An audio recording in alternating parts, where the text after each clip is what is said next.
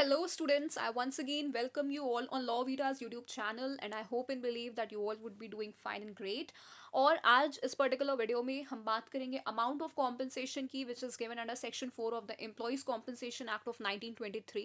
ठीक है, हमने पिछली कुछ वीडियोस में इस एक्ट के जो पर्पस है, जो ऑब्जेक्टिव है, जो इंपॉर्टेंट डेफिनेशंस हैं वो देखा। अलॉन्ग विद हमने ये भी देखा कि जो कॉम्पनसेशन है जो कि ग्रांट किया जाता है to the employ by the employer जब भी कोई किसी भी टाइप की इंजरी रिजल्ट होती है टू द एम्प्लॉय, जो कि उस मतलब उसकी डेथ कॉज कर देती है या फिर उसे किसी भी टाइप का डिसेबलमेंट फेस करना पड़ता है, चाहे वो टेम्पररी हो चाहे वो पार्शियल हो। ठीक है, तो उस केस में कॉम्पनसेशन जो ग्रांट होती है वो कुछ कंडीशंस के बेसिस पे होती है। अब हम इस वीडियो में देखेंगे कि वो जो कॉम्पनसेशन है उसको हम कैलकुलेट कैसे करते हैं इन द वेरियस सिचुएशंस। ठीक है, तो यहाँ पे जो हमारे पास है वो सबसे पहला मतलब सेक्शन 4 बेसिकली बताता है कि डिफरेंट सिचुएशंस में कॉम्पनसेशन कैसे कैलकुलेट होगी, और ये 4 सिचुएशंस को कवर करता है। सो जो पहला केस है that is where death is cause from the injury. ठीक है, तो अगर एम्प्लॉय की डेथ हो जाती है किसी वर्क प्लेस एक्सीडेंट या इंजरी की वजह से, तो सेक्शन 4 के अंडर कॉम्पनसेशन डिसाइड होती है। लॉ कहता है कि एम्प्लॉयर को दो चीज़ों में से जो अमाउंट ज़्यादा हो वो देना पड़ेगा।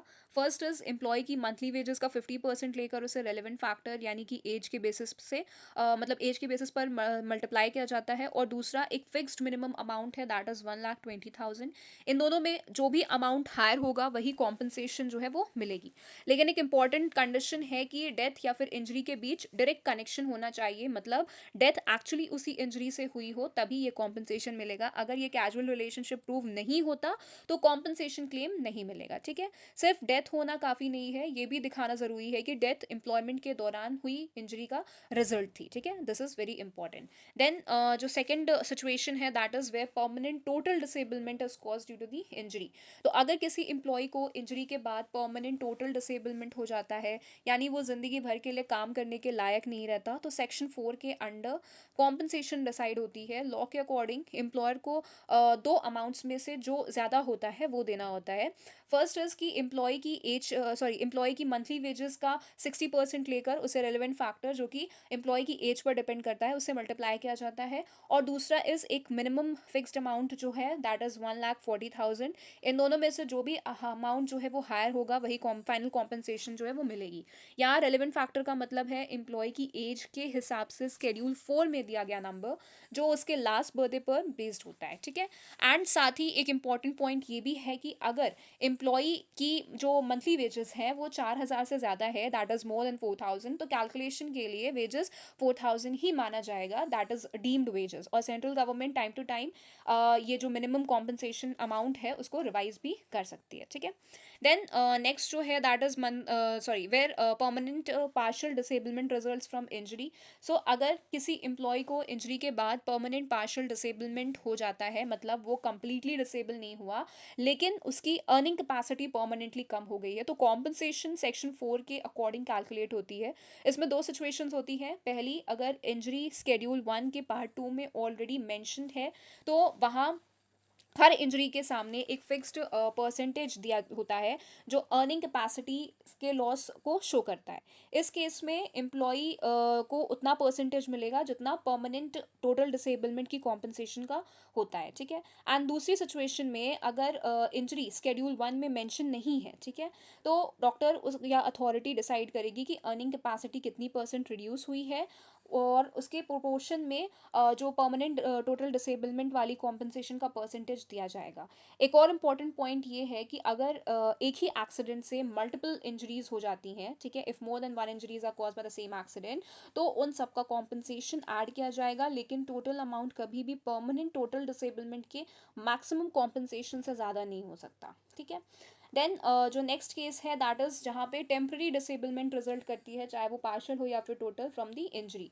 तो अगर किसी एम्प्लॉय को इंजरी के बाद टेम्प्रेरी डिसेबलमेंट हो जाता है, चाहे वो टेम्प्रेरी हो या फिर टोटल हो या फिर टेम्प्रेरी पार्शियल हो, मतलब वो कुछ टाइम के लिए काम नहीं कर पा रहा है, तब सेक्शन 4 के अंडर उसे हाफ मंथली कॉम्पनसेशन मिलती है। ये कॉम्पनसेशन जनरली मंथली वेजेस का 25% होती है, जो 15 दिन के इंटरवल पर दी जाती है, जब तक एम्प्लॉय रिकवर नहीं हो जाता या फिर काम करने के लायक नहीं हो जाता। ठीक है, इसका पर्पज़ है कि जब तक एम्प्लॉय टेम्परली काम नहीं कर पा रहा तब तक उसकी इनकम का कुछ सपोर्ट जो है वो उसको मिलता रहे। ठीक है, and along with that law employ को एडिशनल प्रोटेक्शन भी देता है। सेक्शन 4 के क्लॉज 2A के अकॉर्डिंग एम्प्लॉय को कुछ एक्चुअल मेडिकल एक्सपेंसेस का रीइम्बर्समेंट मिलेगा जो उसने अपनी ट्रीटमेंट के लिए खर्च किए हैं ड्यूरिंग एम्प्लॉयमेंट इंजरी। अगर इंजरी के रिजल्ट में एम्प्लॉय की डेथ हो जाती है तो फ्यूनरल एक्सपेंसेस जो हैं वो भी एम्प्लॉयर को देने पड़ते हैं, जो मिनिमम 5,000 होते हैं, और ये अमाउंट डिपेंडेंट्स को दिया जाता है। ठीक है, तो सिंपल वर्ड्स में टेम्परेरी डिसेबलमेंट के केस में लॉ सिर्फ वेजेस का कॉम्पनसेशन ही नहीं देता बल्कि ट्रीटमेंट और फ्यूनरल एक्सपेंसेस तक कवर करता है, ताकि एम्प्लॉय और उसकी फैमिली को फाइनेंशियल सपोर्ट जो है वो मिल सके। ठीक है, now we will see some of the case laws which are related to this topic. So पहला केस इज मोहम्मद काया वर्सेस बालन। सो इस केस में कोर्ट ने ये क्लैरिफाई किया कि सेक्शन 4 के प्रीवियस सेक्शन 4 के प्रोविजंस मैंडेटरी होते हैं। ठीक है, यानी कमिश्नर के पास ये पावर है कि वो लॉ के अकॉर्डिंग कॉम्पनसेशन जो है वो ग्रांट करे, चाहे एम्प्लॉई ने उतना अमाउंट क्लेम ना किया हो। सिंपल वर्ड्स में अगर एम्प्लॉई ने कम अमाउंट क्लेम किया है लेकिन लॉ के हिसाब से उसे ज़्यादा मिलना चाहिए, तो कमिश्नर खुद से भी करेक्ट कॉम्पनसेशन अवार्ड कर सकता है। ठीक है, and the second case is commissioner for workmen's compensation versus PV Mohan and others. So इस केस में इसमें सिचुएशन ये थी कि डिसीज्ड एम्प्लॉय की वाइफ ही उसकी सोल डिपेंडेंट थी। उसने कॉम्पनसेशन क्लेम किया लेकिन मिलने से पहले ही उसकी भी डेथ हो गई। बाद में उसके एयर्स ने कॉम्पनसेशन क्लेम किया। कोर्ट ने होल्ड किया इस केस में कि जब कॉम्पनसेशन अमाउंट कमिश्नर के पास डिपॉजिट हो जाता है तो वो सोल डिपेंडेंट की प्रॉपर्टी बन जाता है, इसलिए उस डिपेंडेंट की डेथ के बाद वो अमाउंट उसके एयर्स को मिलेगा, ना कि डिसीज्ड एम्प्लॉय के एयर्स को। ठीक है, इस पर्टिकुलर केस में ये चीज़ हेल्ड हुई थी। Third case is management of Shri Lalita Ambika enterprises versus S Kailasam. ठीक है, इस केस में ये इशू था कि क्या हॉलिडे के दिन हुआ एक्सीडेंट भी कोर्स ऑफ एम्प्लॉयमेंट में आता है, क्या वो उसमें कवर होता है। तो कोर्ट ने बोला कि अगर एम्प्लॉय अपने काम से रिलेटेड एक्टिविटी कर रहा है, जैसे यहाँ मशीनरी क्लीन कर रहा था, तो इवन हॉलिडे पर भी हुआ एक्सीडेंट एम्प्लॉयमेंट के कोर्स में ही माना जाएगा और यहाँ पे जो कॉम्पनसेशन है वो पेबल होगी। ठीक है, इन सब केसेस से ये क्लियर होता है कि कोर्ट्स का जो मेन फोकस है वो ये होता है कि एम्प्लॉय को फेयर और जस्ट कॉम्पनसेशन देना। ठीक है, और लॉ को स्ट्रिक्टली इंटरप्रेट किया जाता है ताकि वर्कर के जो राइट्स हैं वो प्रोटेक्टेड रहें। So with this we have discuss the whole topic for today. अब हम लोग मिलेंगे दूसरी वीडियो में जिसमें हम लॉ के किसी और टॉपिक के ऊपर बात करेंगे। Till then thank you and take care.